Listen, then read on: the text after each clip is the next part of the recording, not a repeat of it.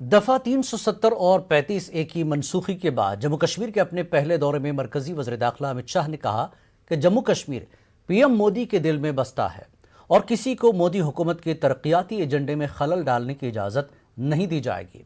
उन्होंने ये भी कहा कि जम्मू को अब इम्तियाजी सलूक का सामना नहीं करना पड़ेगा क्योंकि जम्मू के लोगों को साइडलाइन करने का वक्त ख़त्म हो गया है और अब कश्मीर और जम्मू दोनों की एक साथ तरक्की होगी। उन्होंने ये भी दावा किया कि आने वाले दिनों में बैरूनी सरमायाकारी जम्मू कश्मीर में आएगी जिससे रोजगार पैदा होगा। वो आज जम्मू के भगवती नगर इलाके में एक रैली से खिताब कर रहे थे। पेश तफसीलात।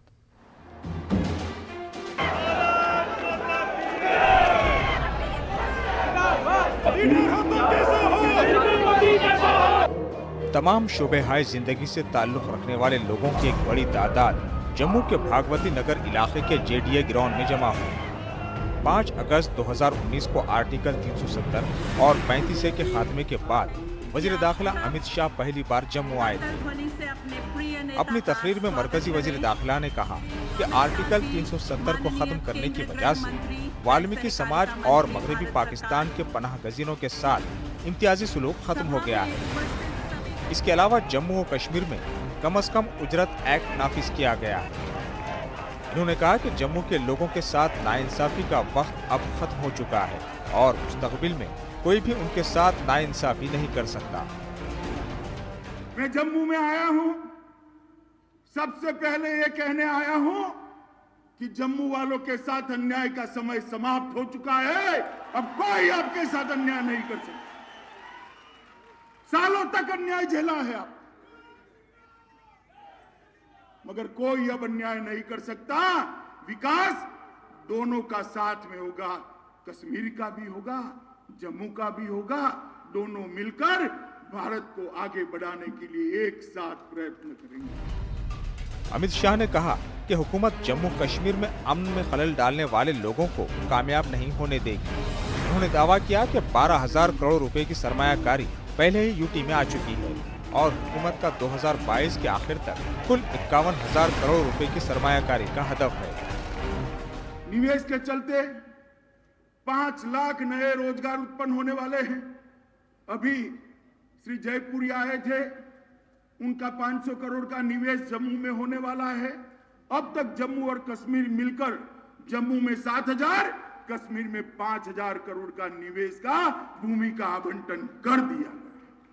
जब हम नई इंडस्ट्रियल पॉलिसी लेकर आए तब मजाक उड़ाते थे। मैं नाम लेना नहीं चाहता। ये 3 परिवार वाले जो शोषण करे हैं ना सालों तक आपका, ये मजाक उड़ाते थे। कौन आएगा यहाँ? ये मोदी जी का कमाल है। 12,000 करोड़ का इन्वेस्टमेंट आ गया है। मैं बताता हूँ 51,000 करोड़ का इन्वेस्टमेंट 2022 के पहले आ जाएगा। वजीर दाखिला ने कहा कि हुकूमत का मकसद ये है कि कोई भी शहरी तशद्दुद में हलाक ना हो और जम्मू कश्मीर से दहशतगर्दी का सफाया किया जाए। इन्होंने कहा कि पहले सिर्फ 7 मेडिकल कॉलेज थे, लेकिन अब मोदी हुकूमत ने जम्मू और कश्मीर में मजीद 7 नए मेडिकल कॉलेज कायम किए हैं। वजीर दाखिला ने यह भी दावा किया कि जम्मू कश्मीर के लोग मोदी हुकूमत की तरफ से शुरू की गई मुख्तलिफ स्कीमों से फायदा उठा रहे हैं। घरों में गैस पहुंचा है, सभी घरों में शौचालय पहुंचा है, सभी घरों में बिजली पहुंचाई है, सभी घरों के अंदर रोजगारी पहुंचाने के काम भी हमने शुरू किए हैं। हमने खादी ग्राम उद्योग बोर्ड के द्वारा मधुमक्खी के बक्से और इलेक्ट्रिक चाक के जरिए लगभग और भी योजना है 5 लाख बहनों को काम के साथ जोड़ने का काम हमने किया है। जम्मू कश्मीर के अंदर ग्रास रूट लेवल की लोकतंत्र को स्थापित करने का काम इस देश के प्रधानमंत्री ने। एक बड़ी तादाद आज मरकजी वज़ीर दाखिला अमित शाह की रैली में शिरकत के लिए पहुंची। बीजेपी के कारकुनान ने कहा कि वो बहुत खुश हैं कि अमित शाह ने आने वाले दिनों में जम्मू कश्मीर की हमाजहत तरक्की का वादा किया है। उन्होंने दावा किया कि मोदी सरकार की जानिब से लोगों के मयार जिंदगी को बेहतर बनाने के लिए कई इक़दाम किए गए हैं और आने वाले दिनों में इस किस्म की मजीद कोशिशें ज़रूर की जाएंगी। हमारे जम्मू नुमाइंदे समीर भट्ट ने कुछ बीजेपी कारकुनों से बात की जो जम्मू कश्मीर के मुख्तलिफ इलाकों से रैली में शिरकत के लिए आए थे।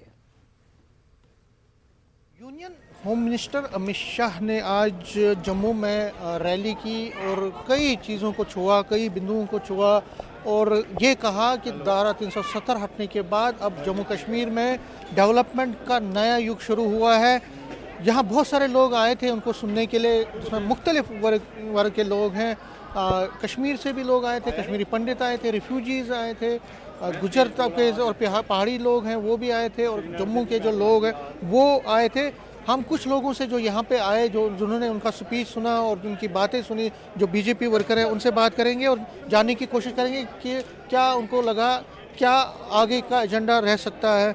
आप पहले अपना नाम बताएं। मैं state general secretary Madan Gopal Tony.